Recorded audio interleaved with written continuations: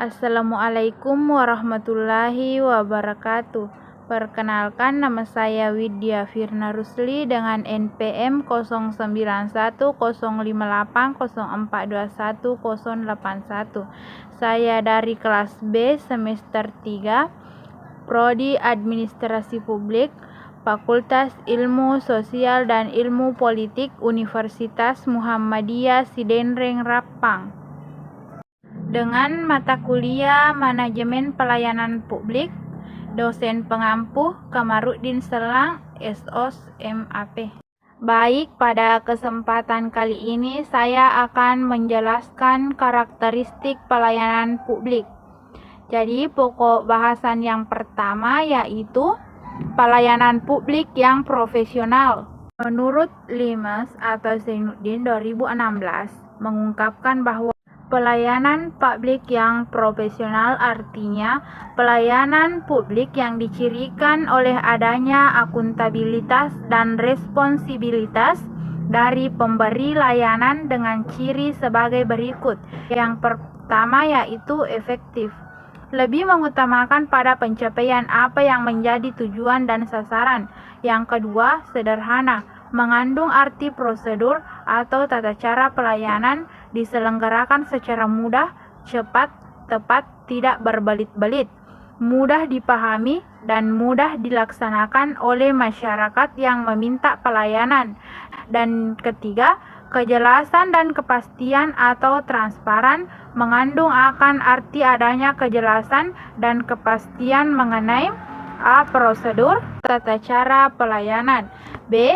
Persyaratan pelayanan, baik persyaratan teknis maupun persyaratan administratif, C. Unit kerja dan atau pejabat yang berwenang dan bertanggung jawab dalam memberikan pelayanan, D. Rincian biaya atau tarif pelayanan dan tata cara pembayarannya, E. Jadwal waktu penyelesaian pelayanan. 4. Keterbukaan, mengandung arti prosedur atau tata cara persyaratan, satuan kerja atau pejabat penanggung jawab pemberi pelayanan, waktu penyelesaian, rincian waktu atau tarif, serta hal-hal lain yang berkaitan dengan proses pelayanan wajib diinformasikan secara terbuka agar mudah diketahui dan dipahami oleh masyarakat, baik diminta maupun tidak diminta. 5. Efisiensi, mengandung arti A. Persyaratan pelayanan hanya dibatasi pada hal-hal berkaitan langsung dengan pencapaian sasaran pelayanan dengan tetap memperhatikan keterpaduan antara persyaratan dengan produk pelayanan yang berkaitan. B. Dicegah adanya penanggulangan pemenuhan persyaratan dalam hal proses pelayanan masyarakat yang bersangkutan mempersyaratkan adanya kelengkapan persyaratan dari satuan kerja atau instansi pemerintah lain yang terkait. Yang keenam, ketepatan waktu. Kriteria ini mengandung arti pelaksanaan pelayanan masyarakat dapat diselesaikan dalam kurun waktu yang telah ditentukan. 7. Responsif, lebih mengarah pada daya tanggap dan cepat menanggapi apa yang menjadi masalah, kebutuhan, dan aspirasi masyarakat yang dilayani. Dan yang terakhir, yang ke-8, adaptif, cepat menyesuaikan terhadap apa yang menjadi tuntutan, keinginan, dan aspirasi masyarakat yang dilayani yang senantiasa mengalami tumbuh kembang.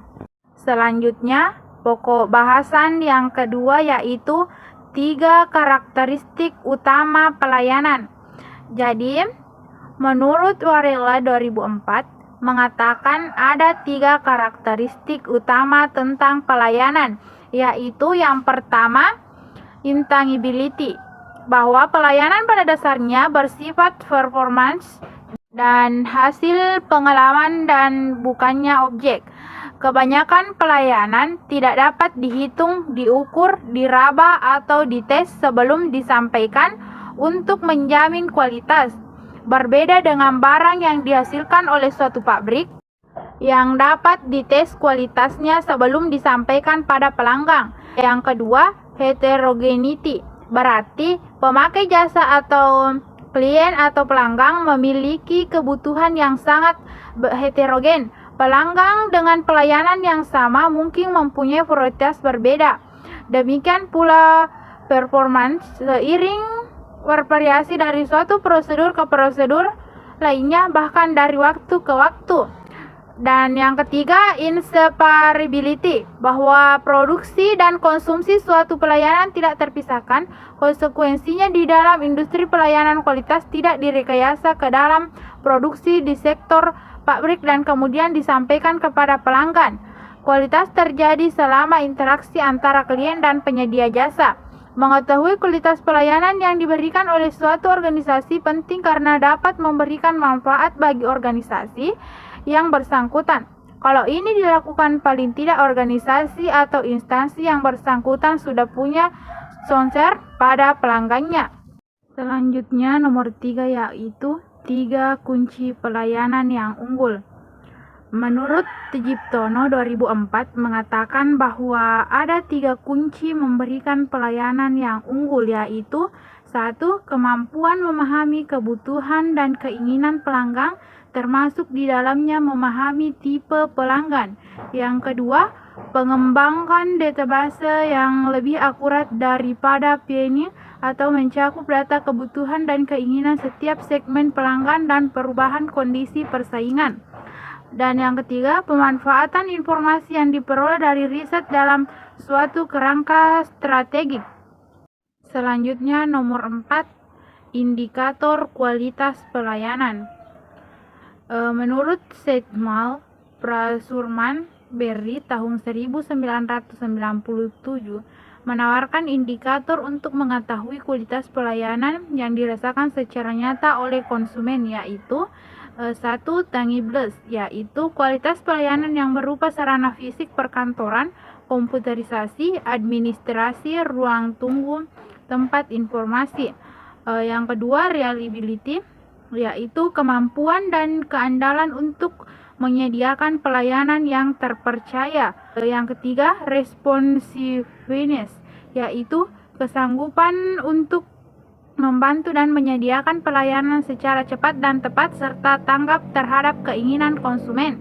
Dan yang keempat, assurance, yaitu kemampuan dan keramahan serta sopan santun pegawai dalam meyakinkan kepercayaan konsumen.